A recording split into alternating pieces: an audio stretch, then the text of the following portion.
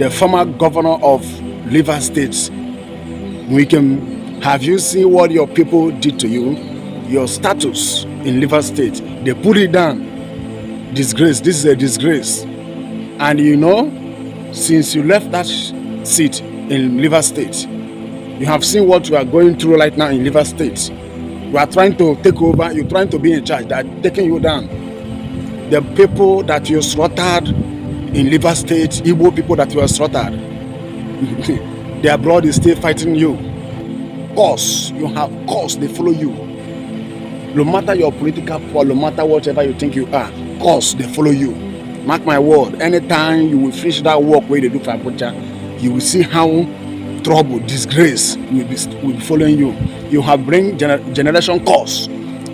This is wike status in Rivers State. Rivers people are pulling it down. They don't need it anymore.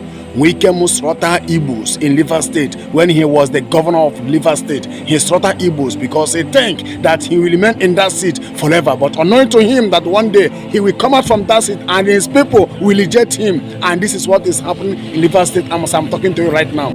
All the innocent Igbo that you slaughtered in Rivers State when you were governor of Rivers State, do you think that those people have rest? They never rest in peace.